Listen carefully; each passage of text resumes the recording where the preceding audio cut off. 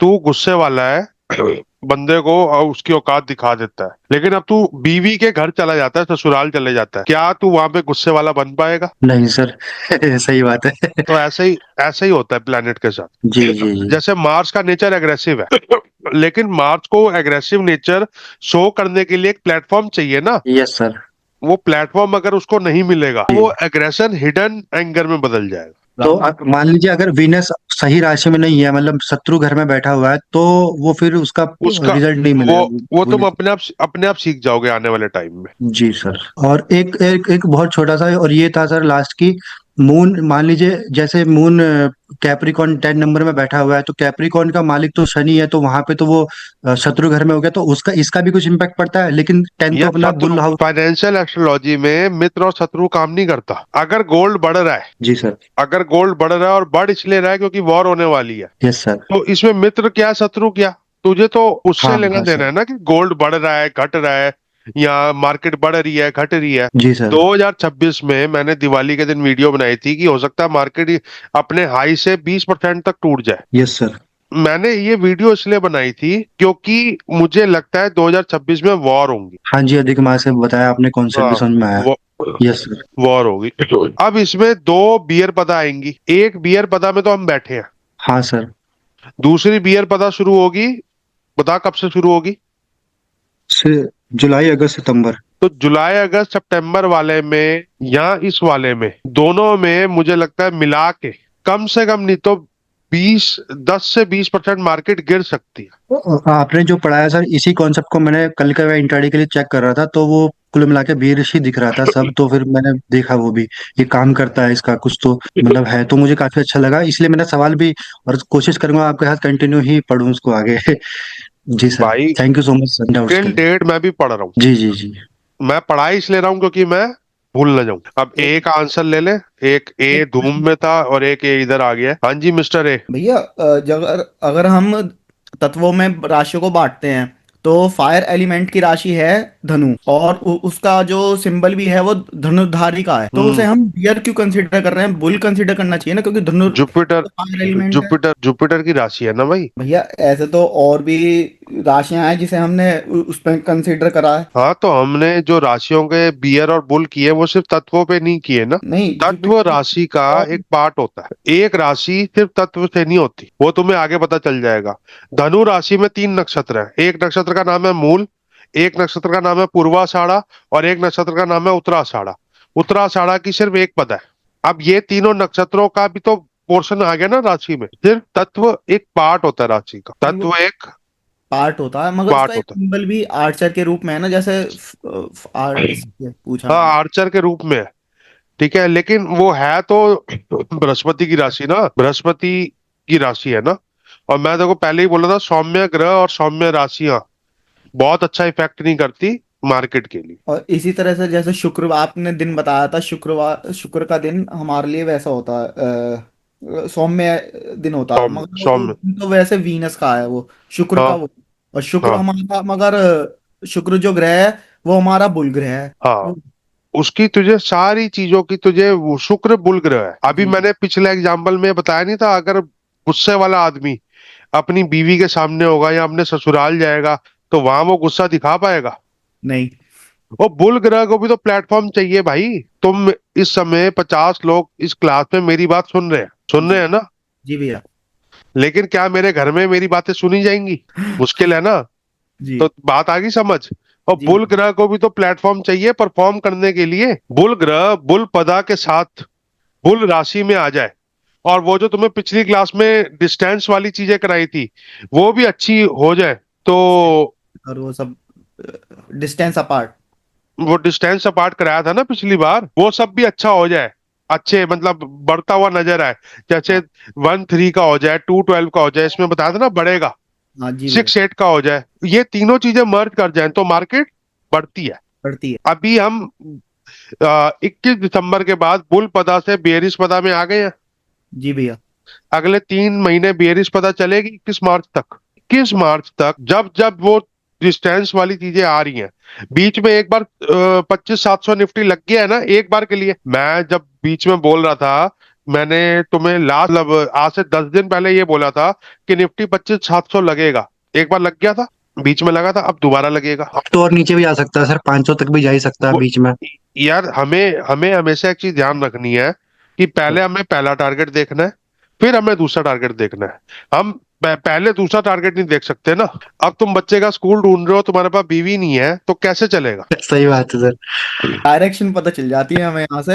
अभी कितनी दूर तक जाएगा वो उसके हाथ में है, ग्रहों और राशियों के हाथ में। वो उसके हाथ में, और बहुत सारी चीजें। भाई अगर हम 80% भी ठीक हो गए, अगर हम 50, 60, 70% भी ठीक हो गए, तो हमें एक डायरेक्शन तो होगी ना। इस समय कोई कहता है मैं ईटीएफ ले लूं, मैं म्यूचुअल फंड ले लूं, मैं किसी को हाँ नहीं करता। मैं कहता हूं मार्च के बाद ले लेना, मैं कहता हूं। मार्च के बाद। और मैं ये भी कहता हूँ हर 1,000 पॉइंट निफ्टी टूटने पे ले लेना। तो आज अगर निफ्टी 26,000 है, तो जो आज ईटीएफ लेने की जिद कर रहा है, तो उसका मैंने 2 महीने के लिए पैसा एफडी में पार्क करवा दिया। अगर मान ले मेरे पास पैसा है और मुझे ईटीएफ लेना है या मुझे म्यूचुअल फंड लेना है, तो मैं 2 महीने बाद भी तो ले सकता हूँ कि नहीं ले सकता? तो 2-3 महीने के लिए 1%, 2% के गेन के लिए एफडी करा लो, और जब मार्केट टूटे तब मार्केट में पैसा डालो। जी। एफआईआई ने पिछले 6-8 महीने में सिर्फ बेचा है माल। यस और नो? यस। और खरीदा किसने है? म्यूचुअल फंड्स ने। यही मतलब, हाँ, म्यूचुअल फंड से खरीद रहे हैं सारे डोमेस्टिक। म्यूचुअल फंड्स खरीद इसलिए रहे हैं क्योंकि उनको, अगर उनके पास मनी फ्लो आएगा तो उनको खरीदना पड़ेगा, उनके पास कोई ऑप्शन नहीं है ना। वो म्यूचुअल फंड का पैसा तो एफडी में नहीं डाल सकते ना, प्लान्स करनी पड़ती है उन्हें। कंप्लायंस करनी पड़ती है। तो बड़ी सिंपल सी बात है, हमारे पास एज ए रिटेल ताकत है कि हम डिसाइड कर सकते हैं हमने कब डालना है और कब निकालना है। निकालना है। अब मेरी आज का टॉपिक जो है वो बड़ा इंपॉर्टेंट टॉपिक होने वाला है। पिछले टॉपिक से किसी को कोई डाउट है? डाउट नहीं है, बस भैया सोने का पता नहीं चल रहा है कि क्या मूवमेंट करा। जैसे मावस भी आई थी। भाई भाई, सोने की मूवमेंट इस समय बहुत स्ट्रांग चल रही है, बहुत बुल है। जी भैया। इसकी 3 वजह है। एक तो वजह है कि 2000, अब पहले मैं जब 2022 में बोलता था 2026 में वर्ल्ड वॉर होगी, तब सोना होता था 45,000 रुपए। आज लोगों को लग रहा है कि कुछ गड़बड़ हो सकती है। तो जब किसी के मन में भय होता है, डर होता है, तो वो कहाँ जाएगा अपने पैसे को लेके? सेफ सोना। Invest gold. गोल्ड। गोल्ड और सिल्वर के हिसाब अलावा क्या एज अ इंडियन हम कॉपर में पैसा लगा सकते हैं? कोई कॉपर का ईटीएफ है? कोई जिंक का ईटीएफ है? नहीं भैया, कोई एल्यूमिनियम का ईटीएफ है? सिर्फ तो गोल्ड। मजबूरी में पैसा जहां जाएगा, पैसा सबसे बड़ी ताकत ही पैसा होती है भाई। एक आदमी के पास इस समय, मैं जानता हूं उसको पर्सनली, 100 किलो चांदी है। उसका बेटा कहता पापा मर ही नहीं सकते। समझ रहा है बात को? जी भैया। पैसे में पावर होती है, लेकिन जितनी ज्यादा पावर उतनी ज्यादा रिस्पॉन्सिबिलिटी। जब 50,000 में चांदी थी, तो उसने मान ले 20-25 किलो चांदी ले ली। जी। आज वो चांदी 4 गुना हो गई है। जब चांदी 1,85,000 थी, मैंने कहा सारा पैसा निकाल के ना हम्म। तू इस पैसे की एफडी करा ले, क्योंकि जब पैसा बढ़ जाता है तो पैसे को संभालना, लो। कैपिटल को बचाना ज्यादा जरूरी हो जाता जी भैया। है। वो 1,85 से चांदी हो गई 2,25, जी भैया। लेकिन 50,000 में खरीदवाई भी मैंने थी और 1,85 तक रुकवाई भी मैंने थी। 1,85 का 10% और 50,000 के 10% में कितना फर्क आ गया? देखो, कभी भी एज अ ट्रेडर 4 चीजों का हमेशा ध्यान रखना। मार्केट जहां मर्जी जा रही है, और ये सब लिख लो। जब तुमने ट्रेड लेने से पहले प्रण ले लिया ना, मान लो कोई ट्रेड तुमने लिया, जैसे निफ्टी का मैं ट्रेड लेता हूँ 26,000 में, मैं निफ्टी सेल करता हूँ, मेरा स्टॉप लॉस है 26,200 का, और मेरा टारगेट है 25,300 का। अब ये मैंने एक पेपर में लिख लिया ट्रेड लेने से पहले। अब चाहे दुनिया कुछ बोल रही हो, तुम्हारा कर्तव्य एक है कि तुमने उस ट्रेड से, जो तुमने पेपर में लिखा था, उससे बाहर नहीं निकलना। जैसे एक बॉक्स बना लिया हमने, ये क्या बन गया? ये, इसको मान लेते हैं हम, अगर अगर हम बाय कर रहे हैं तो इसको हम मान लेते हैं बॉक्स के ऊपर पार्ट को टारगेट, नीचे वाले को मान लेते हैं स्टॉप लॉस, और बीच में हमने कहीं खरीदा होगा। तो अगर तूने 100 रुपए का कोई शेयर लिया, 100 रुपए का कोई शेयर लिया, तूने 90 रुपए का स्टॉप लॉस लगाया और 125 का टारगेट लगाया। 125 पे तूने एग्जिट करना है, 90 पे तूने एग्जिट करना है। और अगर इसके अलावा तू कहीं जाता है, तो एक चीज समझ ले, तूने जो फैसला लिया था ट्रेड लेने से पहले, तू उस फैसले से पीछे हट रहा है। जो अपने फैसले से पीछे हटता है वो कौन होता है? वो दोगला होता है। मतलब। क्योंकि अगर वो 125 पे एग्जिट नहीं करेगा, तब भी वो दोगला है, और 90 पे एग्जिट नहीं करेगा तब भी वो स्टॉप लॉस, अपने स्टॉप लॉस से 1 रुपया कम का लगाओ, टारगेट भी अपने। अब इसमें तू 89 पे एग्जिट कर लेगा, 88 पे एग्जिट कर लेगा, ये चल जाएगा, और 124 पे एग्जिट कर लेगा, ये भी चल जाएगा, 123 पे एग्जिट कर लेगा, ये भी चल जाएगा। लेकिन ट्रेड लेने से पहले तुझे अपने दोनों एग्जिट पता होने चाहिए, तुझे नहीं, आप सबको। Yes sir. ये प्रण ले लेना, अपना ही खून काट के अपने ही इधर लगा, वो गदर में वो कहता है ना, सही बात हुक है। तू हो गई शकनी। अगर ट्रेडर ने ये प्रण नहीं लिया, before taking a trade, I will know my exit points either up और आइदर डाउन। अगर ये प्रण नहीं लिया तो आप जितनी मर्जी नॉलेज रखो, चाहे बृहद संहिता की रखो, चाहे टेक्निकल्स की रखो, चाहे फंडामेंटल्स की रखो, आप बर्बाद हो जाओगे। ये एक चीज, सिर्फ ये एक चीज बहुत जरूरी है अगर आप अपने आप को ट्रेडर कहते डिसिप्लिन होना तो बहुत जरूरी है सर।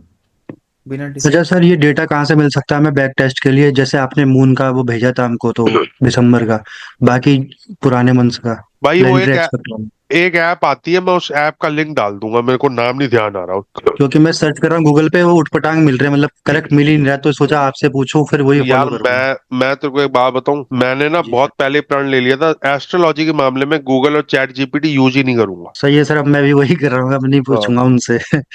जी सर।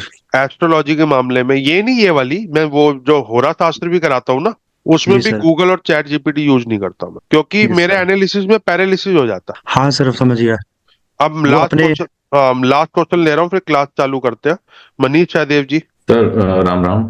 राम राम। मेरा सवाल ये है कि जितने भी हम सूत्र पढ़ रहे हैं, ठीक है, जिसमें बेरिश पदा में अब हम आ चुके हैं 21 मार्च तक। सो जब भी मार्केट को हम एनालाइज कर रहे हैं कि हाँ उसको मतलब बेरिश की तरफ रहेगी, तो जो कमोडिटी मार्केट है, जैसे हमने ईटीएफ की बात करी, तो कमोडिटी मार्केट को देखने का एक तरीका अलग होगा ना कि सर, क्योंकि कमोडिटी तो हम बढ़ती हुई देख रहे हैं। कमोडिटी मार्केट को देखने का तरीका हमेशा ही अलग रहेगा, और वो हम हम्म। अभी शुरू कर रहे हैं। Okay sir, okay, thank you. वो हम अभी शुरू कर रहे हैं फ्रॉम दिस पॉइंट, कि how to see the commodity market. लेकिन उसका मैं एक आइडिया दे रहा हूं आप, ठीक है, जो एक सूत्र लगता है उसमें, उसका मैं एक आइडिया दे रहा हूं। अब अगली संक्रांति कब आएगी?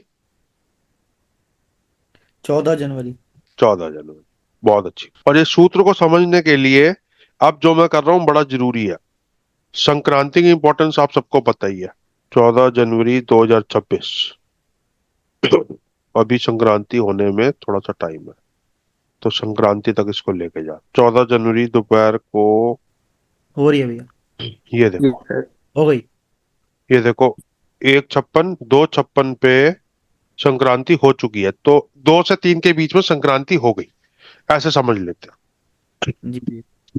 संक्रांति के टाइम जो हमारा मून है, वो कौन से नक्षत्र में है? अनुराधा। अनुराधा। अनुराधा। अनुराधा। ये जो सूत्र है ना, ये सबसे इंपॉर्टेंट सूत्र है कमोडिटीज के लिए। हमारा मून अनुराधा में है at the time of Sankranti. Sankranti. Anuradha नक्षत्र की जितनी भी कमोडिटीज है, वो सारी में या तो उतार आएगा या चढ़ाव आएगा, according to the position of Anuradha नक्षत्र दैट टाइम। अनुराधा नक्षत्र का जो मुहूर्त है वो 30 मुहूर्त है।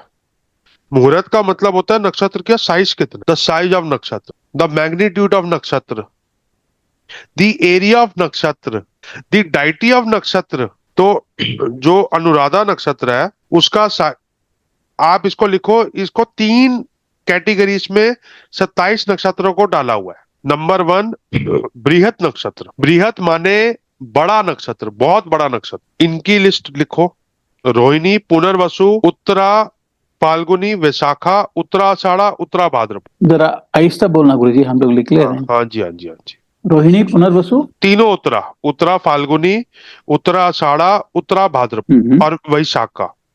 विशाखा। विशाखा।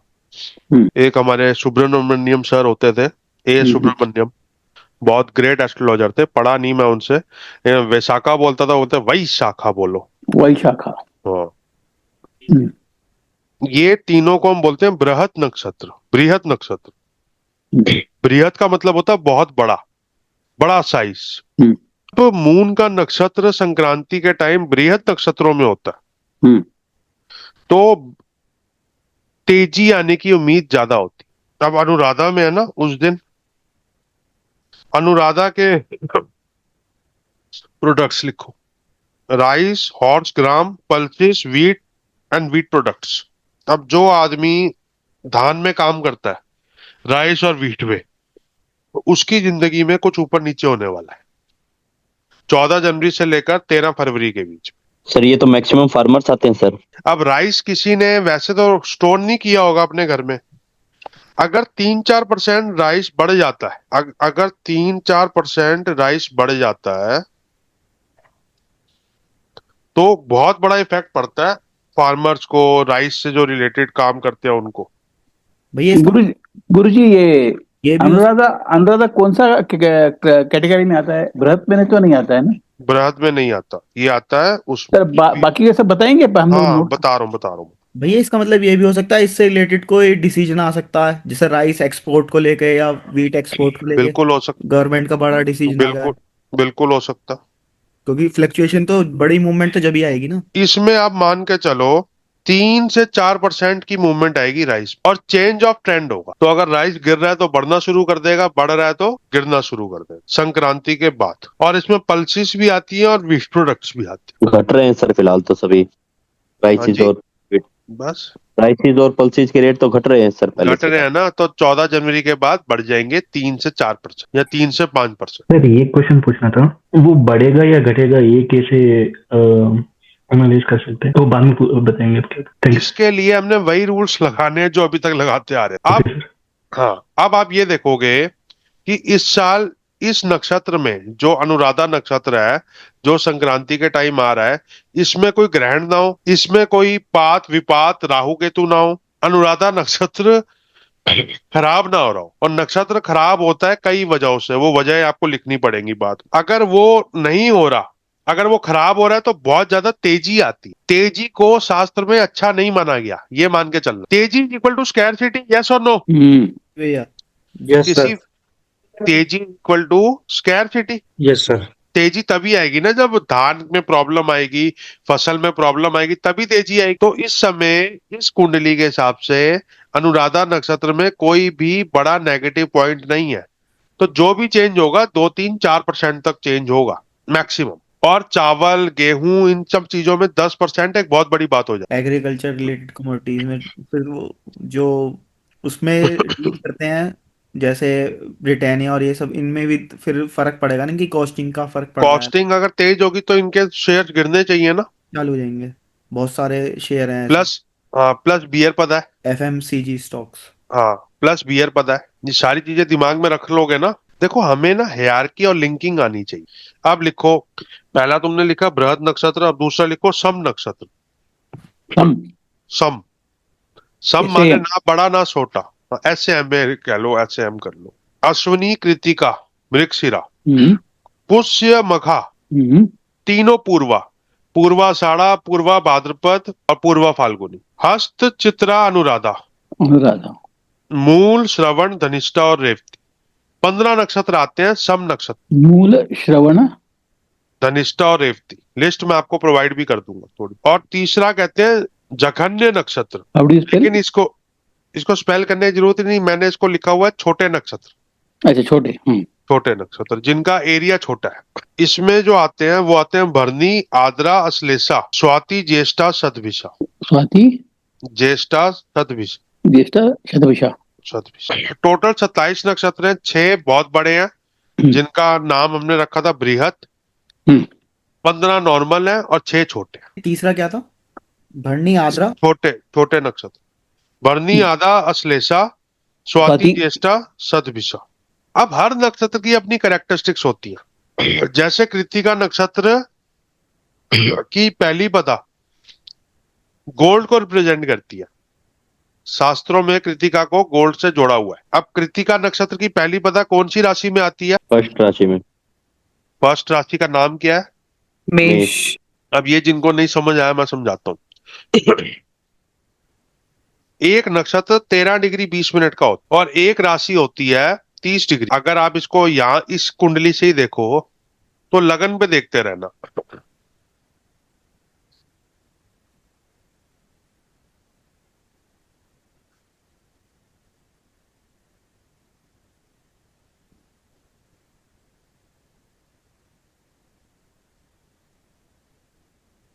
हम्म।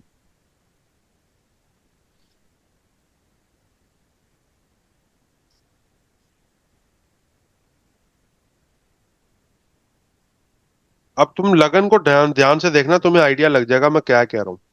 ये लगन जब ये हमने शुरू किया है, इस समय 0 डिग्री एरिस में है लगन। जी भैया। यहाँ पे हम्म 0 डिग्री एरिस में है, हम्म, जी भैया। सबको नजर आ रहा है। हाँ देखो यहाँ पे 0 डिग्री एरिस में लगन डॉट आ गया। यस अब एक एक मिनट हम आगे करेंगे। ये अश्विनी नक्षत्र चल रहा हम्म है। जैसे ये 3 डिग्री 20 मिनट का हो जाएगा, हम्म ये अश्विनी नक्षत्र का 25% हिस्सा खत्म हो जाएगा। हम्म ये देखो अश्विनी नक्षत्र का 25% हिस्सा खत्म हो जाएगा। अब अश्विनी नक्षत्र 1 लिखा था, पद बदल पद बदल का मतलब होता है 25%। 25%, 1/4 किसी भी चीज के 1/4 को पद बोलते हैं। अब जैसे ही 3 डिग्री 20 मिनट क्रॉस हुआ, पद चेंज हो गया इसका, यस दूसरा चरण में है। दूसरे चरण में आ गया। अब 3 डिग्री 20% मिनट का एक पद है, तो किसी भी राशि में कितने पद होंगे? 9 पद होंगे। 3 degree 20 minute into 9 is equal to 30 degree, yes या 30 degree divided by 9 is equal to 3.20। इसको डिग्री टर्म्स में करना है, हम्म। इसको डिग्री टर्म्स में करना है। अब आप ये देखो, 1 घंटे बाद भरनी नक्षत्र आ गया। 13 डिग्री 20 मिनट तक अश्विनी था। अब 26 डिग्री 40 मिनट तक कौन सा रहेगा? भरनी। भरने तीसरा मेष चरण। राशि में 2.5 2 नक्षत्र आते हैं, पूरा अश्विनी, पूरा भरनी और एक पद कृतिका का। हम्म, अब जब ये कृतिका का टाइम शुरू होगा, वो कृतिका गोल्ड दिखाता है। वो कृतिका क्या दिखाता है? गोल्ड। गोल्ड। जैसे 26 डिग्री 20 मिनट क्रॉस होगा, आपके सामने मैं एक एक मिनट आगे कर रहा हूं, वैसे ही कृतिका शुरू हो जाएगा। और ये देखो अब होगा, ये हो गया 26:40 के बाद, सॉरी, कृतिका शुरू हो गया। जी भैया। ये कृतिका नक्षत्र की जो ये डिग्रीज है, जो कृतिका 1 को दिखाती हैं, ये गोल्ड को रिप्रेजेंट करता है। अब यहां से आपने सारा प्लेनेटरी पोजीशन देखना है। सर कृतिका की सिर्फ पहली पदार्थ को ही देखना है अभी, मतलब पूरा नक्षत्र नहीं देखना है। यार मैंने इसको पूरा नक्षत्र देखेंगे तो फिर वो उधर भी देखना पड़ेगा, इधर भी देखना पड़ेगा, कंफ्यूजन हाँ हो हाँ हाँ राइट। जाए। कंफ्यूजन को छोड़ने के लिए मैंने पहली पता पकड़ी है। ऐसा कहीं नहीं लिखा कि ठीक है कृतिका सर। की पहली पता ही गोल्ड है। ओके। अब कृतिका नक्षत्र देख लिया हमने। या अब यहां से आप देखो, 1-3 में जुपिटर बैठा है, 1-12 में सैटर्न बैठा, 1-3 में जुपिटर बैठा है, 1-12 में सैटर्न। 1-3 क्या बुलिश है बेयरिश है? पिछली क्लास के नोट्स देखो, आपको व्हाट्सएप किए हुए। 1-3 का मतलब समझ रहे हो ना? बेरिश है।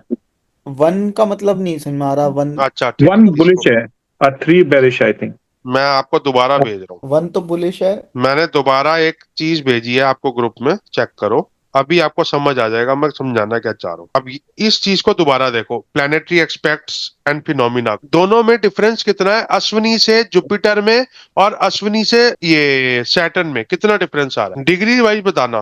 45 डिग्री का आ रहा है जी सर। कि 60 डिग्री का आ रहा है? मेरी बात को जी मत करो, मैं गलत भी बोल सकता हूँ। भैया सर गुरु तो ये बात समझ में नहीं आई। 60 डिग्री का रहा है और सैटर्न 30 डिग्री का। अरे अश्विनी में हम अभी कितने डिग्री में है? 26 डिग्री में है ना अश्विनी में। गुरु कितने डिग्री का चल रहा है? 25 डिग्री जेमिनाई में, मिथुन में। हाँ, तो डिफरेंस कितना आया भाई? 60 डिग्री। 60 डिग्री 60 डिग्री में अप है क्या डाउन है? आप है सर। पिछली बार सन और मून का जो किया था, अब हम अश्विनी से जुपिटर का कर रहे हैं, अप है। अप है। और इसी को सैटर्न से देखो, सैटर्न कितनी डिग्री का है? 2 डिग्री का। 2 डिग्री का। तो 2 डिग्री, ये अश्विनी से सैटर्न अगर 2 डिग्री का है, ये भी अप है। हाँ जी सर। अप है कि नहीं है? जी भैया है। अप है सर। हाँ, अश्विनी की जो लास्ट की पदाएं हैं वो किसको दिखाती है? गोल्ड को। तो गोल्ड का जब जब से जुपिटर और सैटर्न इस पोजीशन में आए हैं तब से गोल्ड क्या कर रहा है? भाग रहा है। यस और नो? हम्म और जो गोल्ड भागना शुरू हुआ है असली, वो शुरू हुआ है अगस्त के बाद। जी यस और नो? जी भैया। अब हम देखते हैं अगस्त में क्या पोजीशन थी अश्विनी से। अब हम अगस्त में लेके जाते हैं, चलो सितंबर में ले जाते हैं। अगस्त सितंबर से भाग रहा है, ये बहुत तेजी से भाग रहा है अगस्त सितंबर। 31 अगस्त के बाद बहुत। बहुत तेजी से भाग रहा है अगस्त से और सितंबर से, है ना? अब यहां से तुम देखो उस चीज को, और बड़े ध्यान से देखने वाली चीजें हैं। This is equal to MBBS जो हम पढ़ाई कर रहे हैं, ये चीज ध्यान रखना। ये गोल्ड तो इंटरनेशनल कमोडिटी है, तो उसे हम मुंबई से ही क्यों देख रहे हैं? अरे भाई, तू इंटरनेशनली भी देख लेगा तो यही आएगा ना, प्लैनेटरी पोजीशन तो यही होगी। हाँ, सेट और उसकी मेनली ज्यादा फर्क नहीं होगा। तू तू मुंबई कर ले, दिल्ली कर ले, यही होगी ना। अब यहां से तू 90% प्लैनेट देखेगा ना, 90% जो मेजर प्लैनेट्स हैं जो तेजी और मंदी लाते हैं, अश्विनी कृतिका से सब बुलिश में है। कृतिका से सब जुपिटर, वीनस, सैटर्न, मून। 13-14 अगस्त के बाद गोल्ड की पूरी चाल देख लो, अपना अपना ट्रेडिंग व्यू खोल के। जी भैया। कब से गुरु जी? 13? 13-14 अगस्त के बाद से लेकर आज, तब से वन वे रैली बन गई है गोल्ड। एग्जैक्ट 20 अगस्त बाइंग शुरू हुई। और सबसे बड़ी भैया गिरावट भी अमावस्या के दिन ही हुई थी, 21 अक्टूबर को। वो जो छोटी छोटी चीजों को छोड़ दे, तू थोड़ा ब्रॉडर विजन। अभी हम ब्रॉडर विजन चल रहा है ना हमारा। अगर गोल्ड को देखना है तो मेष राशि के लास्ट के अंशों से सारे प्लैनेट्स को देखो, और वहां से उनका जो मैंने डिस्टेंस बताया है वो देखो।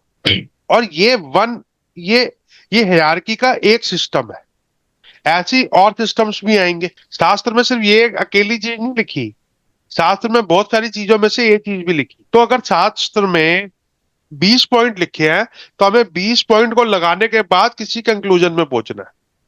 हमारे साथ, आपके साथ और मेरे साथ, और जितने भी दुनिया में एस्ट्रोलॉजर्स हैं सबके साथ एक दिक्कत है, वो एक दो पॉइंट लगा के कंक्लूजन में पहुंच जाते। कंक्लूजन में पहुंचने से पहले सारे पॉइंट्स लगाने हैं। अब आपको जैसे निफ्टी की कंक्लूजन में पहुंचने से पहले हमने 4-5 पॉइंट सिखाए हैं ना, जी भैया। ऐसे ही इसमें भी होगा कमोडिटीज में।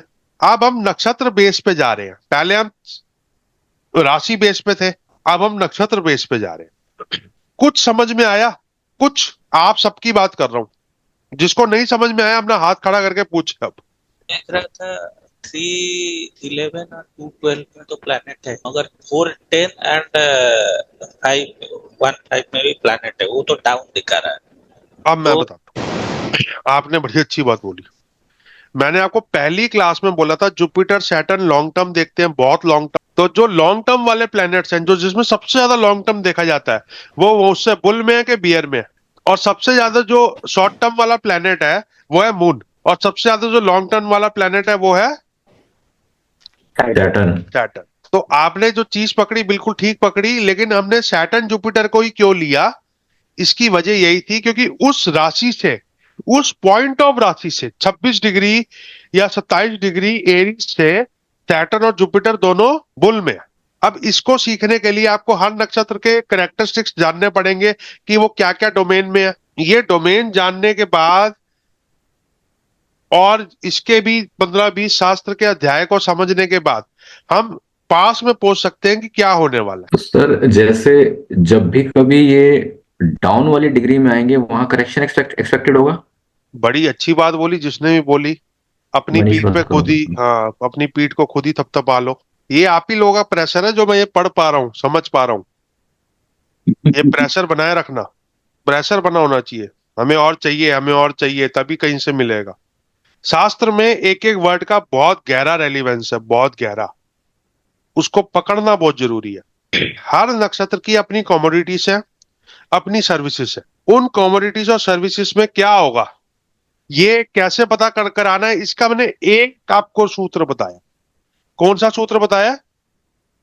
एक सूत्र। एक सूत्र नहीं है, सूत्र और भी हैं, लेकिन ये उसका पहला सूत्र। हमारे जो अगले जो हम ग्रुप चालू करेंगे, जिसमें आप सब, कुछ लोग होंगे उसमें से, सब तो मुझे पता है नहीं होंगे, उस ग्रुप का नाम होगा वरामीर सीक्रेट सोसाइटी। हर्षल जी पूछ रहे हैं क्या ये मोस्ट इंपॉर्टेंट सूत्र है? भाई ये मुझे भी नहीं पता मोस्ट इंपॉर्टेंट कौन सा है, लेस्ट इंपॉर्टेंट कौन सा। ये अभी हम लगाएंगे, बार बार लगाएंगे, पता चलता रहे। ये ऐसी चीज है जो वर्ल्ड ओवर इस लेवल पे की नहीं जा रही जिस लेवल पे हम शुरू कर रहे हैं। एक्सपेरिमेंट कर रहे हैं हम लोग। देखो हमारा ट्राइंग टेस्टिंग एंड एजुकेशन और असाइनमेंट वो साथ साथ चलेगा। और जो लोग पिछला एक सूत्र को पीछे भी लेके जा सकते हैं वो और ज्यादा अच्छा है मेरे लिए। सूत्र को पकड़ना बहुत जरूरी है। ये जो तुम्हें पीछे टेबल करवाया था, अब इस टेबल की इंपॉर्टेंस समझ में आ रही है। अब इस टेबल को हम अश्विनी नक्षत्र की लास्ट की डिग्रियों से देख रहे हैं। अब मैं तुम्हें एक और एग्जांपल देता हूं इसका। आद्रा नक्षत्र पेट्रोलियम प्रोडक्ट्स को दिखाता है। आद्रा नक्षत्र किसको दिखाता है? Petroleum product. मान ले हमने क्रूड ऑयल को देखना है तो हम कैसे देखेंगे? आद्रा नक्षत्र को सेंटर में डाल के देखेंगे ना भाई। क्या? और ये आपको आगे सिखाया जाएगा। अब मिस्टर ए पूछिए। ये वो आपने वैसे अभी आंसर कर दिया। अश्विनी नक्षत्र से हम इसलिए देख रहे हैं कि अश्विनी नक्षत्र क्यों देख रहे हैं? मेरा ये अश्विनी नक्षत्र से हम इसलिए देख रहे हैं क्योंकि शास्त्र में पहला अश्विनी नक्षत्र को गोल्ड का कारक माना गया है। मेष राशि से भी देख सकते हैं। अश्विनी नक्षत्र से नहीं देख रहे हम, मेष राशि की लास्ट डिग्री से देख रहे हैं हम। कृतिका नक्षत्र से देख हमने अश्विनी से देखा, कृतिका से देखा भाई। हमने चार्ट जब देखा तो अश्विनी से आपने बीच बीच में दिखा था ना। कृतिका से देखा हमने, मेष राशि से। मेष राशि से। मेष राशि सर गोल्ड और सिल्वर तो साइड बाय साइड मूवमेंट देते हैं ना सर, भाई। यानी कि अगर पिछले 20-25 साल में जो सिल्वर ने मूवमेंट दी है, ये साइड बाय साइड थी कि एक्सट्रीम थी? सर एक्सट्रीम तो थी, वो बात मैं मान गया। मतलब गोल्ड में मूवमेंट आती तो सारी कमोडिटीज में मूवमेंट आती सर। ऐसा कुछ नहीं है भाई, ये हमें लगता है। कॉपर कितना बड़ा है? कॉपर का जो इतना शोर है कितने परसेंट बढ़ा है? 15%, 20%। और कितना बढ़ गया भाई? सिल्वर पता है कितना बढ़ा है? 3 गुना सर। बस। तो तुम 15, 20, 25% को 3 गुना से कंपेयर कर रहे हो तो तुम खुद बताओ ना। प्रहलाद जी। सर हम जब भी आगे पढ़ेंगे, आपने बताया आर्द्रा पेट्रोलियम को रिप्रेजेंट करता है, तो उसके रिलेटेड भी स्टॉक को भी उसको इफेक्ट होगा ना, लाइक एशियन बिल्कुल। पेंट्स। बिल्कुल होगा सर। देखो मेरा काम है सूत्र देना, उस सूत्र को एशियन पेंट के हिसाब से लगाना है कि क्रूड ऑयल के हिसाब से लगाना है, हाँ, ये मार्केटिंग, आपका काम है। पेट्रोलियम मार्केटिंग है, पेट्रोलियम में रिसर्च है, हाँ, ओएनजीसी है, ओएनजीसी है ये। हाँ, ये आपका काम है। रिलायंस पेट्रोलियम है। हाँ, अब मेरे हिसाब से ये रिलायंस ही है जो अब निफ्टी को आगे नहीं बढ़ने देगा। अगर आज की मैं अगले 3 महीने की आगे रेफरेंस देखूं, आप ही लोग को जो मैंने बताया है, अगले 3 महीने में 2 ग्रहण भी आने हैं। हाँ, 2 हैं। अगले 3 महीने में कितने ग्रहण है? 2 हैं, एक चंद्र ग्रहण है, एक सूर्य ग्रहण है। हाँ, जिस नक्षत्र में ग्रहण होता है उस नक्षत्र की बैंड बच जाती है। ओहो। जिस नक्षत्र में ग्रहण होता है उस नक्षत्र की, और जो ग्रहण है एक है 17 फरवरी को और एक है 3 मार्च को। अब 17 फरवरी, और ग्रहण सिर्फ 2 कंडीशन में होता है, या अमावस्या या पूर्णिमा। क्या है? बोलो मैम, बराबर है। किसी ने कुछ बोलना है? नहीं बोल। 17 फरवरी 2026। बोलो बोलो बोलो। सर आर्द्रा जो नक्षत्र है उसके दैती राहु हैं। उसके डाइटी नहीं आ रहे, उसके प्लेनेटरी लॉर्ड राहु। उसके प्लेनेटरी लॉर्ड, हाँ। सो आर्द्रा, शतभिषा और दैट वन स्वाति, ये तीनों ही राहु से इनके राहु जो है वो प्लेनेटरी लॉर्ड है। तो लेकिन क्या सिर्फ तीनों आर्द्रा में ही जो है ना पेट्रोलियम? यस, सिर्फ आद्रा में पेट्रोलियम है। स्वाति में गैसेज है। ऑयल एंड गैसेस, या ओके। No, only gases. अच्छा, ओनली गैसेस, हाँ। ये हमें लगता है ऑयल और गैसेस सेम है, हाँ वो एक लेकिन जब क्रूड ऑयल जीरो हो गया था, नेचुरल गैस जीरो नहीं हुई थी। ऑयल और सर। गैसेस सेम नहीं है। कौन सा है गुरुजी? स्वाति ना गैस के लिए? गैसेस सिंपल है यार। स्वाति पे, स्वाति का मतलब है पवन।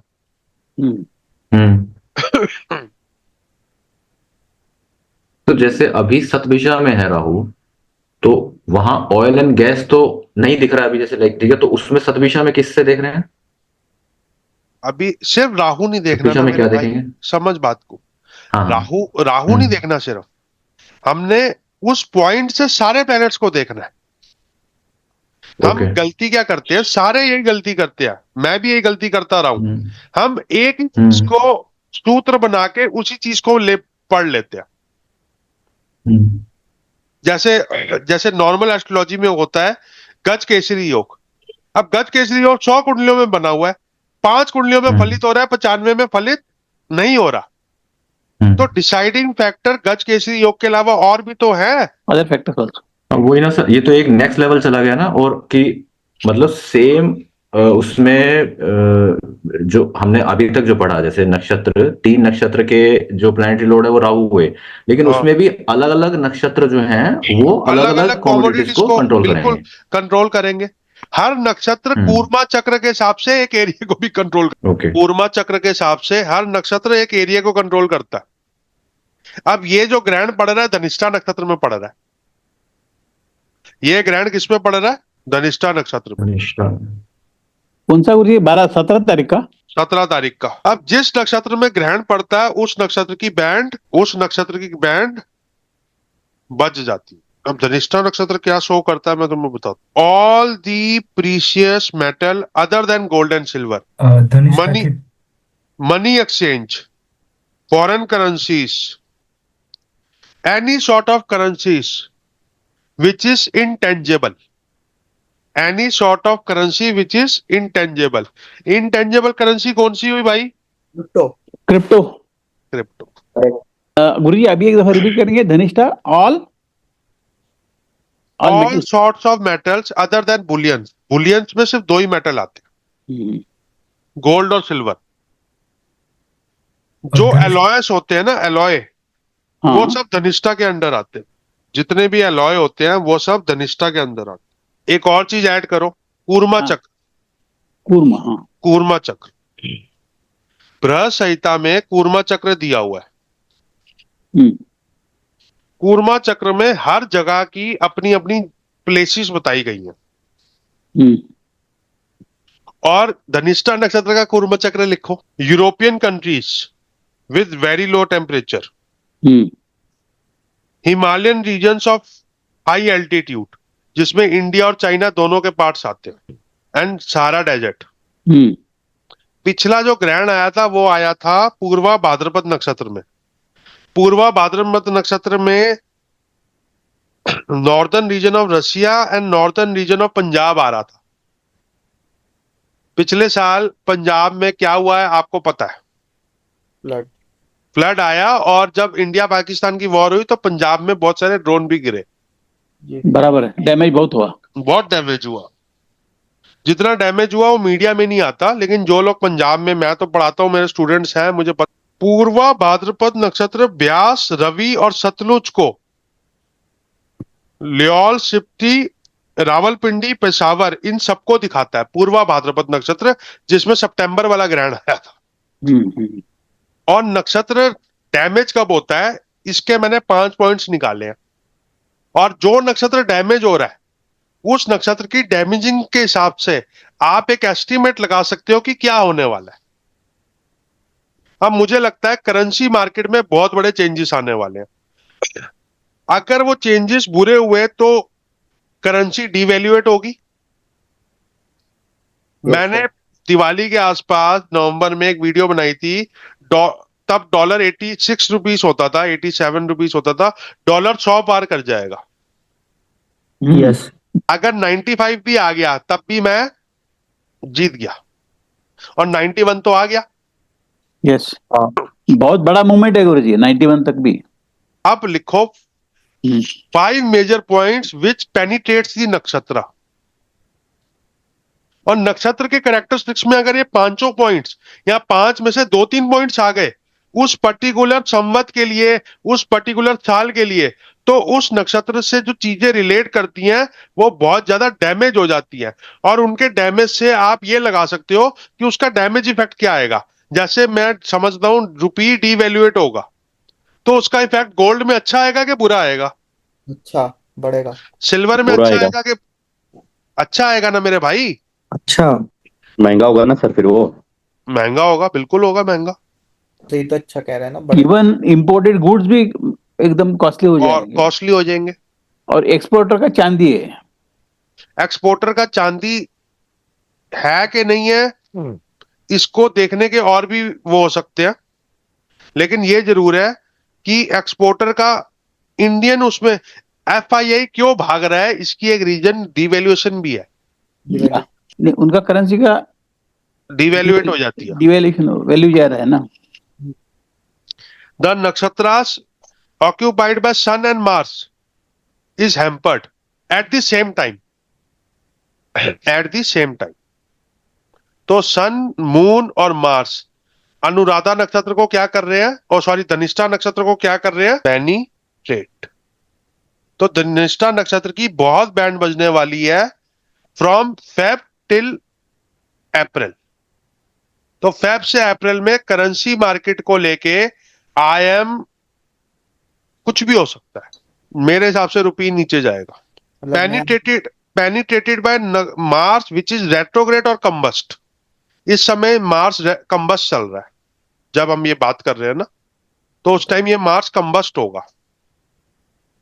तो कंबस्ट भी धनिष्ठा नक्षत्र में होगा मार्स। तो नया हाई लगा सकता है डॉलर। डॉलर नया हाई लगा सकता है। वही लिंकिंग शायद गोल्ड में हो जाएगी, क्योंकि बहुत कई एस्ट्रोलॉजिकल उसमें कह रहे हैं कि फैब से दौड़ेगा गोल्ड। जिस नक्षत्र में ग्रहण होता है, नक्षत्र में ग्रहण आता है, वो नक्षत्र की बैंड बजती है। तो अगला साल करेंसी मार्केट के लिए इन जनरल बहुत बुरा साल रहने वाला है।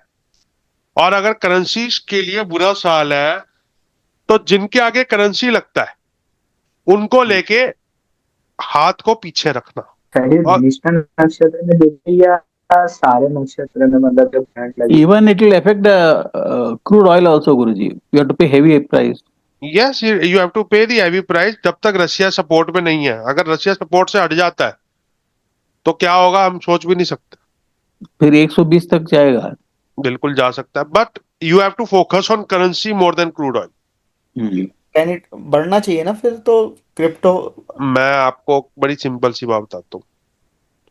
मेरे हिसाब से रुपी डेप्रिशिएट होगा और डॉलर, गोल्ड और अनदर एसेट्स में कुछ एप्रिसिएशन आएगी। क्रिप्टो करेंसी कई लोग एसेट मानते हैं, कई लोग करेंसी मानते हैं। करेंसी नाम लग गया है, लेकिन क्या वो करेंसी है? कई देशों में भैया उसका एक्सचेंज में यूज होती है, मतलब ट्रांजैक्शन के लिए, जैसे बुकिंग। हाँ, नहीं है सर। अगर मैं क्रिप्टो के बारे में ज्यादा कमेंट नहीं कर सकता क्योंकि क्रिप्टो की डेफिनेशन क्लियर नहीं हो रही। किसी करेंसी का ईटीएफ होता है क्या भाई? रुपी नहीं। ईटीएफ तो है नहीं, बिटकॉइन ईटीएफ है। तो बिटकॉइन का ईटीएफ है तो वो करेंसी कैसे हुई? और अगर बिटकॉइन करेंसी है तो उसका ईटीएफ कैसे हुआ? कभी सुना है डॉलर ईटीएफ? नहीं। कभी सुना है रुपी ईटीएफ? नहीं। तो बिटकॉइन ईटीएफ कैसे हो सकता है अगर वो करेंसी है? तो इथेरियम ईटीएफ कैसे हो सकता है? तो चीजों को डिफाइन करना बड़ा जरूरी है। दाढ़ी उगाने से और बाल उगाने से पराशर नहीं बना जाता, ज्ञान से बना जाता है। तो अगले साल धनिष्ठा नक्षत्र के जितने भी एरियाज हैं जिसमें European and Asian countries with very low temperature आता है, Sialkot region of Pakistan and Himalayan region of high latitude in India and China आता है, कुल्लू मनाली से ऊपर ऊपर, कुल्लू मनाली से लेह लद्दाख और जम्मू कश्मीर का एरिया, वो सारा region geocentric area of Himalayas and desert of Sahara, इसमें बहुत ज्यादा पेनिट्रेशन, बहुत ज्यादा डिस्टरबेंस आने वाली है। 17, क्योंकि उस टाइम ग्रहण इसी टाइम हो रहा है 17 फरवरी को, और 17 फरवरी के बाद 3 मार्च को ग्रहण है जो इंडिया में भी विजिबल है। कुछ टाइम के लिए। 17 फरवरी के बाद 3 मार्च को ग्रहण है जो इंडिया में भी विजिबल है कुछ टाइम के लिए।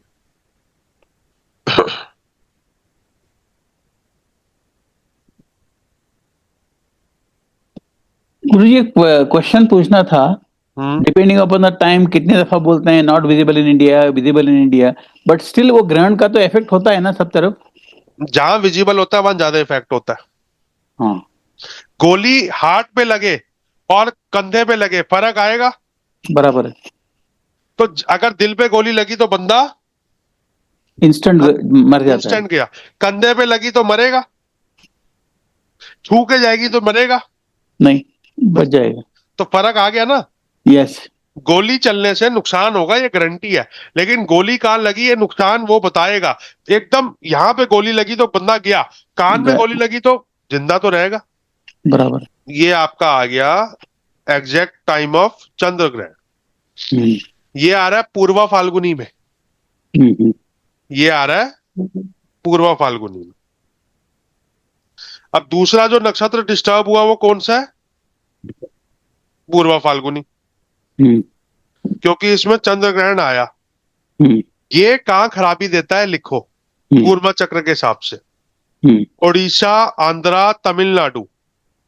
Orissa. Burma, Andhra, Tamil Nadu, hmm, Thailand, hmm, some parts of Maharashtra and Saurashtra. South East Asia की सारी कंट्रीज आ जाती हैं इसमें। तो थाईलैंड और कम्बोडिया की लड़ाई हो सकती है, बाली लड़ाई में कूद सकता है, Bangladesh, northern eastern parts of Varanasi, some parts of Bihar also. लेकिन जो मेन है पूर्वा फाल्गुनी का, वो बर्मा, थाईलैंड, कंबोडिया और ओडिशा से आंध्रा तक है, ये मेन एरिया है। और पूर्वा फाल्गुनी के मैं आपको कैरेक्टरिस्टिक्स बताता हूं जो कॉमोडिटी के हैं। Hmm, sesame seeds, woollen products, precious metals, इसमें सिल्वर भी आता है, गोल्ड नहीं आता। तो इस दौरान हो सकता है सिल्वर थोड़ा बहुत गिरे। और ये डेट है 3 मार्च, तो इसको समझ लो Feb last week onward silver को लेके थोड़ा सा क्वेश्चन मार्क रखना।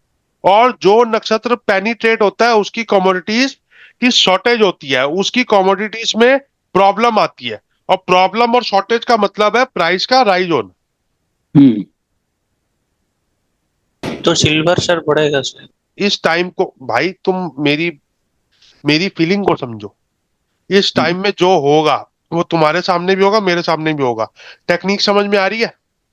Yes sir. अब मैं बोल दूं कि सिल्वर 3 लाख हो जाएगा, अब मुझे 3 लाख बोलते हुए डर लग रहा है, लेकिन जब 50,000 था तब 1.5 लाख बोलता था तब डर नहीं लगता था, हम्म, क्योंकि अब पागलपन वाले जोन में आ गया।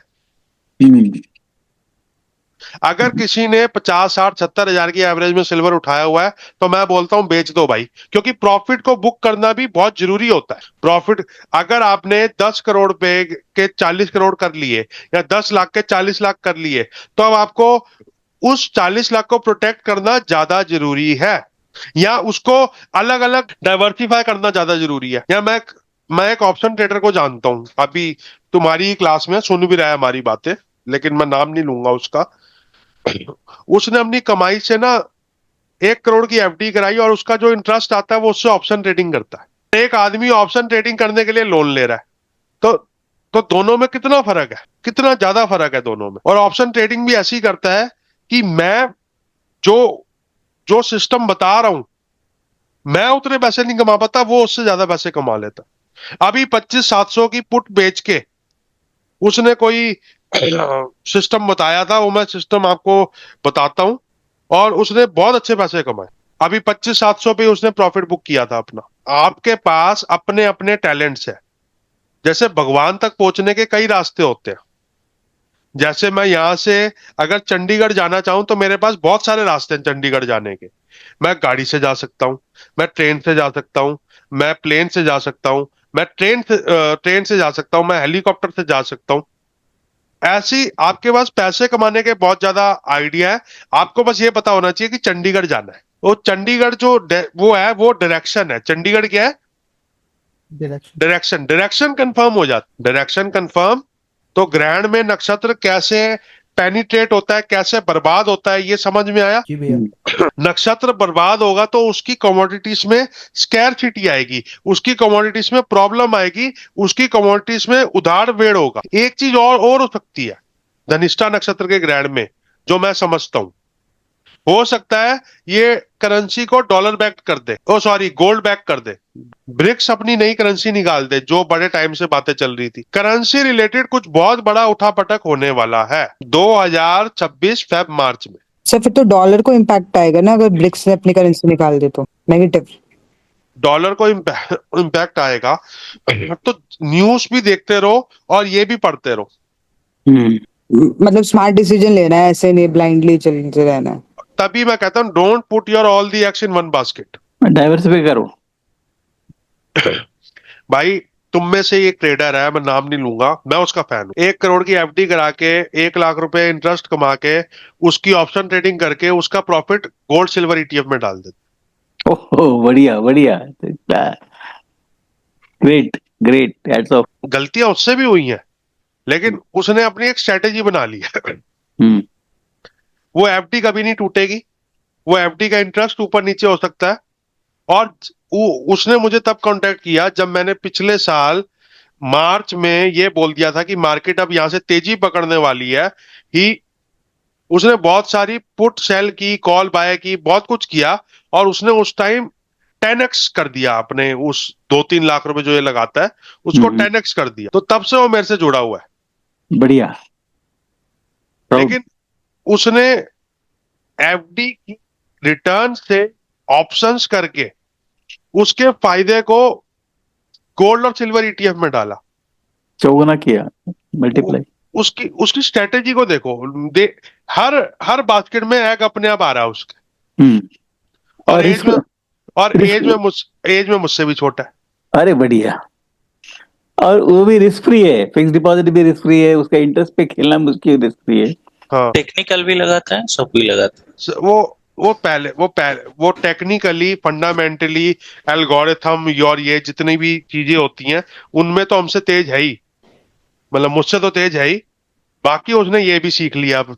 अरे बढ़िया, सोने पे सुहागा लगा दिया। राम दंड वेद। बढ़िया, I am proud of him.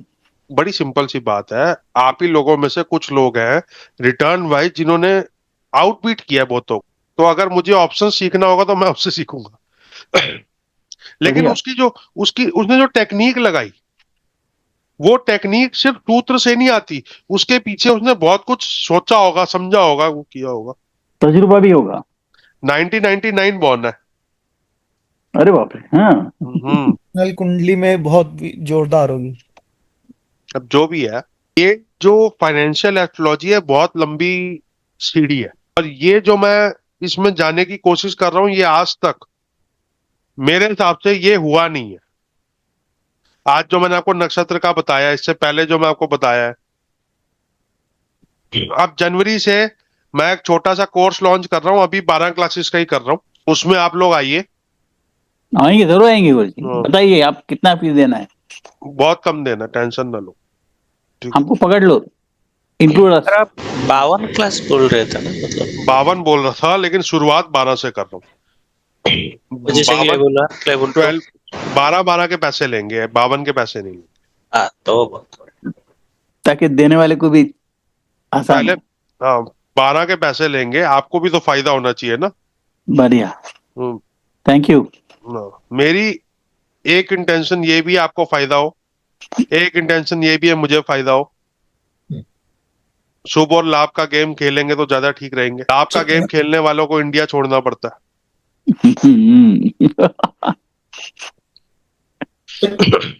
Sir, class will be only weekends, every Sunday, sir? Yeah, every Sunday. Okay, sir. I teach only on weekends.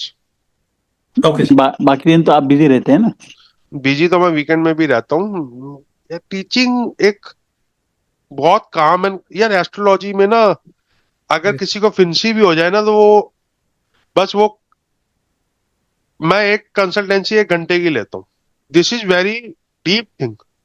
Strategies बनानी है, वो करना है, वो करना। पराशर और शास्त्र 590 रुपए की किताब है यार, कोई भी खरीद लेगा, लेकिन उसको आज के टाइम पे आज की टेक्निक लगा के कैसे करना है, वो सारा गेम उसी का तो है। इंटरप्रिटेशन करना मुश्किल है। हमारे अष्टवर्ग चार्ट होता है, अष्टवर्ग चार्ट में रेखा होती। आप लोगों में से कोई एस्ट्रोलॉजी जानता है थोड़ी बहुत? थोड़ा। यस, ये मैं आपको दिखाता हूँ। बहुत थोड़ा। अष्टवर्ग चार्ट में ये अष्टवर्ग चार्ट होता है, ठीक है। इसमें ये रेखाएं हैं, जैसे सूर्य की रेखाएं हैं, चंद्र की रेखाएं हैं, ये रेखाएं हैं।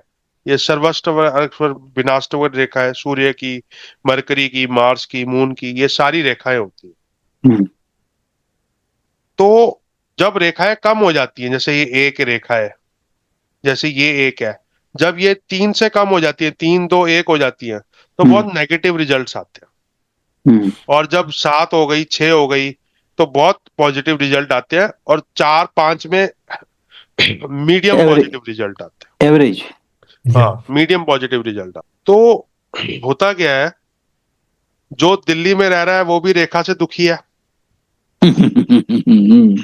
जो बॉम्बे में रह रहा है वो भी रेखा से दुखी है, और जिसकी रेखाएं कम है वो भी रेखा से दुखी है। गुरु जी सर्वाष्ट में क्या कैसे दिखते हैं? अभी वो बहुत डिफिकल्ट है यार।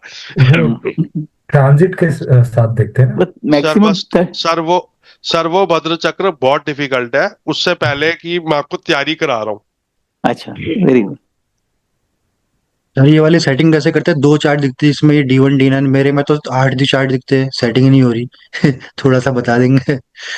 ये सेटिंग भाई प्रेफरेंस में जा, जी सर। और कैलकुलेशन डिस्प्ले, ये डाल दे, यूज टू चार्ट स्टाइल्स। इसमें करता हूँ तो 2 नॉर्थ इंडियन, लेकिन दिखते 8 ही है फिर भी मेरे को नीचे चार्ट। नहीं, उस पर क्लिक करके एडजस्ट करो ना, वो चार्ट पे राइट क्लिक करो। बस ये देखा ना, multiple chart style, north Indian. ये तो 2 भाषाओं के हिसाब से है सर। नहीं, भाषाओं मगर के मेरे हिसाब 2 से नहीं है भाई, ये चार्ट का वो है, साउथ इंडियन चार्ट अलग होता है, नॉर्थ नॉर्थ इंडियन का अलग होता चार्ट है। अलग होता है। ये इससे सर हो जाएगा। नहीं, इसमें होगा। और आपको अभी बराबर है वो, अगर समझो D4 5 6 आता है ना, तो वो ये आ नीचे गया ना, नीचे वाले में राइट क्लिक करो, उधर ऑप्शंस हैं D1 D2 D3 D4।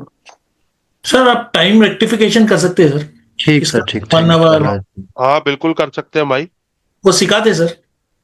वो सिखाते हैं, लेकिन वो इसका टॉपिक नहीं है ना, वो तो पराशरी का टॉपिक है। Okay sir. वो भी बड़ा मुश्किल है। Okay sir. गुरु जी बाद में ये सब नक्षत्र का जो रिस्पेक्टिव सेक्टर्स हैं, वो उसका एक लिस्ट देंगे हम लोग को? लिस्ट आपको, मेरा एक मैंने पॉडकास्ट किया था, हाँ, वो मैं पॉडकास्ट मैंने पीछे शायद भेजा भी है, उसमें डिस्क्रिप्शन में सारे लिस्ट लिखी है, नहीं तो मैं दोबारा उसको कॉपी पेस्ट करके डाल देता। हाँ। नहीं तो पॉडकास्ट डाल दो गुरु जी, हम लोग ले लेंगे। वो डाला था पीछे संडे को मैं क्लास नहीं ले पाया था ना, तो मैंने डाला था वो पॉडकास्ट, वो मैं डाल देता हूँ। मैं भैया शायद सभी नक्षत्रों का नहीं, बात सभी नक्षत्रों की नहीं हुई थी, लिस्ट शायद डाली हो। लिस्ट सबकी है जी भैया। और ये इसका भी लिस्ट दे देना गुरु जी, ये बृहद, समा और स्मॉल का। हाँ, इसकी लिस्ट दे देता हूँ। मैं अभी अभी आगे मैंने किसी से अब आगे पीडीएफ के साथ पढ़ाएंगे, मतलब लगाते रहेंगे ना साथ के साथ पीडीएफ। हाँ, मैं बनाया ऑलरेडी एक लिस्ट का, उसमें मेरे को 26 ही आ गया, एक मैं मिस हो गया।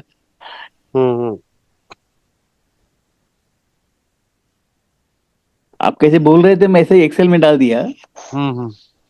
बट डालते रहो, ये चीजें काम आती रहेंगी। या। और जिसके पास बहुत ज्यादा पैसे नहीं है, वो कॉल पुट का काम ना करे, पहले उसको सीख ले। ये बहुत रिस्की काम है, being a trader is very risky thing. Sir ETF कर सकते हो, हल्का सा भी करेक्शन नहीं आया, गोल्ड में आया था, सिल्वर में तो नहीं आया था। वो तो 10 दिन के लिए बोला था, 10-15 दिन के लिए, वो तो निकल गए 10-15 दिन। तो अभी करेक्शन होता है सर सिल्वर में? नहीं, अभी देखते रहेंगे। अब तुम्हें नया टेक्निक बताई है ना, अभी नई टेक्निक से देखते रहेंगे। कमोडिटीज को देखने का तरीका और मार्केट्स को देखने का तरीका अब अलग अलग कर दिया मैंने। बढ़िया है, बराबर। कॉमोडिटीज को हमने नक्षत्र बेसिस से देखा, और जिस नक्षत्र में ग्रहण, मंगल कंबस्ट, मंगल रेट्रोग्रेड, सूर्य और मंगल इकट्ठे, या कोई बहुत नेगेटिव चीजें आएंगी, वो नक्षत्र डैमेज होंगे। और डैमेज नक्षत्र की जो जितनी भी कैरेक्टरिस्टिक्स होती हैं, चाहे वो एरिया की कैरेक्टरिस्टिक्स हो, चाहे वो कॉमोडिटीज की कैरेक्टरिस्टिक्स हो, उन पे प्रॉब्लम आती ही आती है। कौन सा मुझे ग्रहण है, रेट्रो है, कंबस्ट है, और सन एंड मार्स का रिलेशन। मार्स कंबस्ट है, मार्स रेट्रो है, ग्रहण है, सन और मार्स का कॉम्बिनेशन हो जाता है उस नक्षत्र में। ये चार चीजें अगर किसी नक्षत्र में होती हैं किसी पर्टिकुलर टाइम फ्रेम के लिए, तो 6 महीने के लिए वो नक्षत्र गया, उसकी कैरेक्टरिस्टिक्स भी गई। 85 से 91 तक रुपया हो गया है, मुझे लगता है 95 तक जा सकता है। आई हैव डाउट, मिस एक क्वेश्चन था। आईपीओ की जो कुंडली बनती है, उनसे कुछ लोग बनाते हैं, उसको मैं नहीं मानता भाई। ओके। ना आईपीओ की कुंडली मानता हूँ, ना फाउंडर की कुंडली मानता हूँ। सिक्योरिटीज के लिए हम दूसरा टेक्निक यूज करेंगे, वो सर्वोत्तम चक्र से आई। बढ़िया, वो तो बहुत पावरफुल है गुरु। अगर वो सिखाएंगे ना, वो अल्टीमेट है। उसमें मुझे भी कुछ डाउट्स हैं अभी, लेकिन वो मैं कर रहा हूँ धीरे धीरे करके। मैं चाहता हूँ कि आप तक समझ आ जाए वो, क्योंकि चीजें मुश्किल है वो। Sir, cash I mean equity पे इन्वेस्ट करने के समय कुछ ईयर पे कुछ देखना पड़ता है क्या? वो पर्टिकुलर कंपनी या उस फाउंडर का ईयर, ऐसा कुछ देखना पड़ता सिक्योरिटीज, अभी सिक्योरिटीज के बारे में डिस्कस मत करो। देखो, तुमने सबसे पहले सिक्योरिटी का फंडामेंटल देखना है। जैसे आज कोई मुझे पूछे एचडीएफसी बैंक कैसा शेयर है, तो उसका फंडामेंटल चेक करने की जरूरत ही नहीं ना, अच्छा है।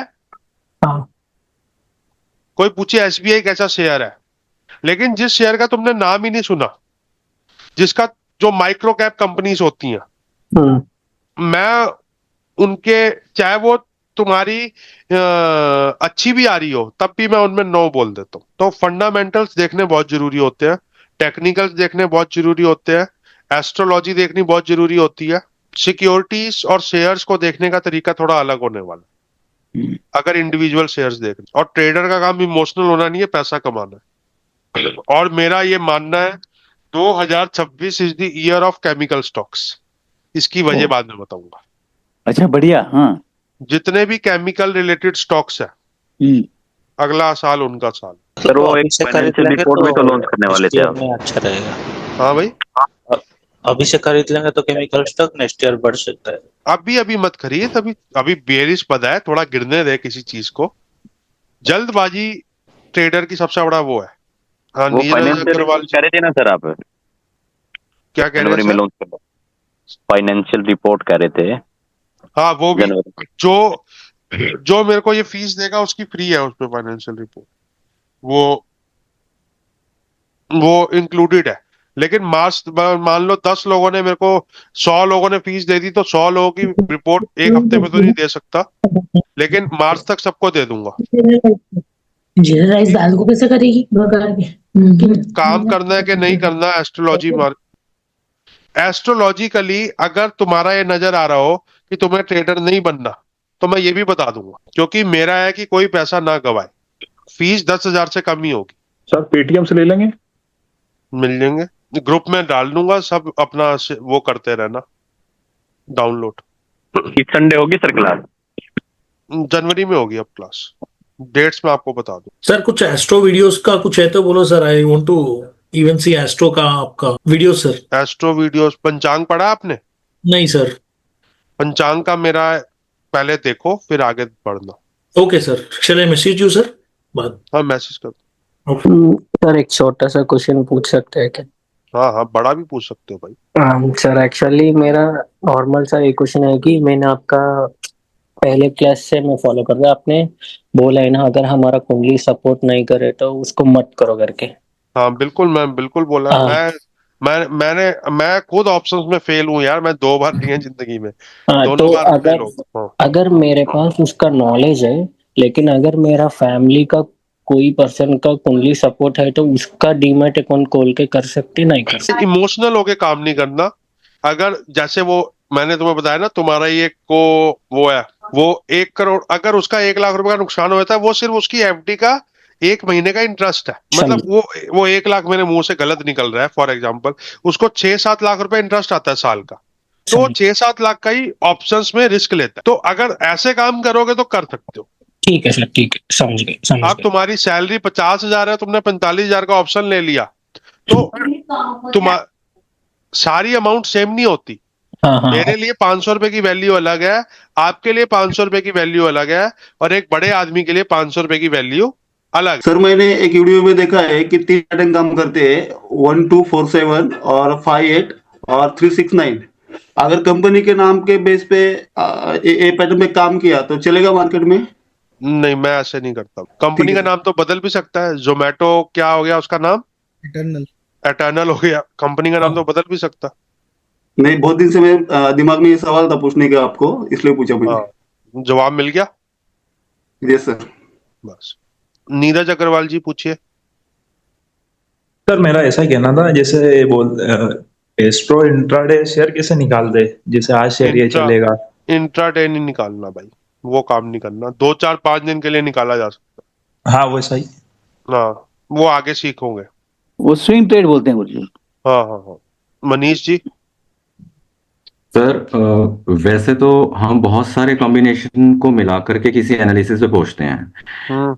मैंने बैक टेस्टिंग किया था सर। जो मंगल जो प्लैनेट है, ये जब कभी भी, जैसे अभी ये धनु राशि में है, जैसे धनु राशि पीड़ित है, तो 15 जनवरी के बाद ये धनु से निकल करके और ये मकर की तरफ उसमें चला जाएगा, और लगभग 5 महीने तक ये मकर, कुंभ, मीन और मेष में रहेगा।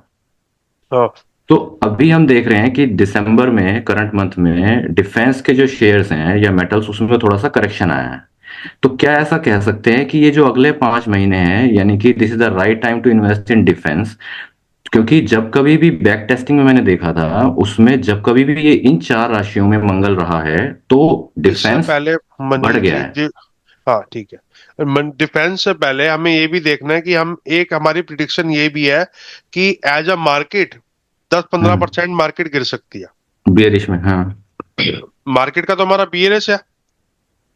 तो डिफेंस ETF अगर मान लो डिफेंस ETF कितने का है, कोई आइडिया दे सकता है मेरे को कि मैं देखूं?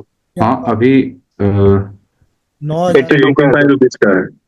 अलग 84-85 रुपीज का है सर, मोतीलाल डिफेंस। जो मोतीलाल डिफेंस का मान लेते हैं 84 का है, इंडेक्स उसका 9,000 करीब है। हाँ, तो अगर 84 से वो 80 में आ जाए तो थोड़ा सा पैसा डाल दो, फिर 75 में आ जाए थोड़ा सा पैसा डाल दो। एक शेयर पे ओवर वो मत करना। हाँ सर, बिल्कुल। बट ये क्या सूत्र है ऐसा कि जिसमें कि जब भी मंगल इन राशियों में आता है तो थोड़ा सा मेटल्स या खासतौर पर डिफेंस बढ़ जाता है?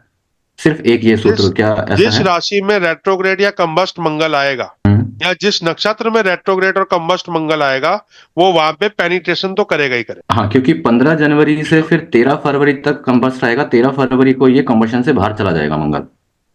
13 वो कंबशन से बाहर चला जाएगा, लेकिन वो कंबशन का जो जला हुआ होता है ना, वो कम से कम 1 महीने तक वो छाछ फूक के पीता है। हाँ, तो वो मार्च तक ही मान के चलना। ठीक है। तो पेनिट्रेशन तो करेगा ही। पेनिट्रेशन यानी वो डिफेंस डिस्टर्ब करेगा उन चीजों को, डिफेंस स्टॉक नहीं, जो वो नक्षत्र अंडरलाइन करता है। अच्छा। अभी ठीक है, संक्रांति का नक्षत्र देखना है, पूर्णिमा का नक्षत्र देखना है, अमावस्या का नक्षत्र देखना है, और जिस दिन ये ग्रहण आए वो स्पेशल नक्षत्र जरूर देखना। ग्रहण वाले नक्षत्रों का बहुत गहरा इंपैक्ट होता है। ओके। और सर, बस बोलो सर एक सवाल। आपने पिछले वीडियो में बोला था कि हर महीने में एक संक्रांत आती है। हाँ भाई। तो संस्कार वो 12, अगर 12 महीने पकड़ लिए हमने, तो 12 महीने के संक्रांत के अलग अलग नाम आएंगे। हाँ भाई, अलग अलग नाम आएंगे। उनमें कौन सा नक्षत्र है, कौन सा योग है, कौन सा करण है, कौन सा आनंदी योग बनता है, ये सब चीजें भी मार्केट पे इम्पैक्ट करती है। और सर वो हर महीने की कौन सी तारीख को संक्रांति आती है? वो हर महीने की तारीख चेंज होती है। जैसे जनवरी में आएगी 14 जनवरी को, फरवरी में आएगी 13 फरवरी को। अप्रोक्सीमेटली 13-14-15 तक आता है गुरुजी। हाँ, मैं आपको डेट्स दे देता हूँ, संक्रांति की मैंने लिखी हुई है। कोई चाहिए थे सर? वो दृक पंचांग में मिल जाता है गुरुजी, हाँ, दृक पंचांग में भी मिल जाएगा। आराम से प्लैनेट का ट्रांजिट ऑफ प्लैनेट में मिल जाता है। 14 जनवरी को आएगी, 13 फरवरी को आएगी, 15 मार्च को आएगी, 14 अप्रैल, 15 मई, 15 जून, 16 जुलाई, 17 अगस्त, 17 सितंबर, 17 अक्टूबर, 16 नवंबर, 16 दिसंबर। शुक्रिया सर। सूरज जी। हाँ, सो मेरा क्वेश्चन कंबशन के रिलेटेड है, लाइक फिफ्थ लॉर्ड अगर कंबस्ट हो जाए तो शुड ट्रेड और नॉट? नहीं, ऐसा सिर्फ कंबशन से नहीं देखते, बाकी इसके लिए बहुत सारी हायरार्की रख सकते हैं। ये one of the factor, fifth law combust हो जाए, बाकी दुनिया भर के राजयोग है, पंचांग अच्छा है, आनंदी योग अच्छा है, फिर तो ट्रेड करो। नहीं, वैसे मैंने I made good amount of stock market, but long term में कम है, बस ठीक है, कोई बात नहीं। हाँ, तो शॉर्ट टर्म तुम्हें टेक्निक्स अपनी वो करनी पड़ेगी। हाँ, I am working on that, means काम कर रहा हूँ, but not started properly. In one of my student has a good technique, मैंने आप सबको बता दी ना वो टेक्निक। उसका रूल है टोटल कैश इन हैंड का 1% आप ऑप्शंस में लगाओ ही लगाओ, उससे आप सीखोगे और एक दिन वो 10x हो जाए। इवन मैं ट्राई कर रहा हूँ कि लाइक जब मार्केट मेजर फॉल हो सके वो डेट्स निकालूं। हाँ, चाहे वर्किंग ऑन दैट, चाहे मैं बोल दूं, चाहे भगवान कृष्ण आके बोल दे, लेकिन अपना जो कैश है ना वो एक जगह नहीं लगाना, वहां बड़ी गलती होती है। Your cash, your investment, your capital is the king, your capital is the king. और जितना रिपीट करोगे एक स्ट्रेटेजी को, एक ट्रेड को, उतना आप बड़ा आदमी बनते जाओ। प्रहलाद जी। गुरुजी, आपका ये अभी जो कोर्स चल रहा है उसका संडे क्लास होगा? कौन सा कोर्स चल रहा है मेरा? नहीं, अभी का जो फाइनेंशियल एस्ट्रोलॉजी का कोर्स चल रहा है इस संडे कोई नहीं होगा, अब जनवरी में ही होगा। ओके गुरुजी, जनवरी में दोनों शुरू होगा, अपना वरामीर का भी शुरू। वो फाइनेंशियल एस्ट्रोलॉजी वरामीर सीक्रेट ही है, जो मैं बता रहा हूँ ना। वरामीर फाइनेंशियल एस्ट्रोलॉजी बिना वरामीर के हो ही नहीं सकती। नहीं, वो दोनों मिला के लेंगे क्या वो उसका अलग लेंगे? दोनों मिला के कॉम्बिनेशन होगा दोनों। Okay, thank you. जैसे हमें पता चल जाता है मॉनसून खराब है, मॉनसून नहीं आना, उसका भी तो इफेक्ट पड़ेगा ना मार्केट पे, कुछ तो पड़ेगा, बढ़ा आराम से। बिलियनियर जी। जैसे आपने बताया कि संक्रांति का नक्षत्र और ग्रहण, दो नक्षत्र बहुत इम्पोर्टेंट रहते हैं। चंद्र नक्षत्र होना चाहिए सूर्य का? सर जैसे आपने बताया था कि संक्रांति का नक्षत्र इम्पोर्टेंट होता है और जब ग्रहण लगता है तो उसका नक्षत्र भी इम्पोर्टेंट इफेक्ट करता है, तो ये मून का लेना चाहिए नक्षत्र या सन का? मून का। जी सर। और सूर्य ग्रहण में सन और मून का नक्षत्र हमेशा सेम हो, सूर्य ग्रहण में चंद्र और मून का नक्षत्र हमेशा सेम हो। अक्षय जी। हेलो। हाँ जी। अगर 17 फरवरी से जैसे आप डीवैल्यूएशन होएगी तो उसमें तो आईटी सेक्टर का भी बूम आ सकता है। अगर आपको लगता है आईटी सेक्टर का बूम आए तो हर 2-4-5% डाउन होने पे ईटीएफ ले लेना। बस यही क्वेश्चन था।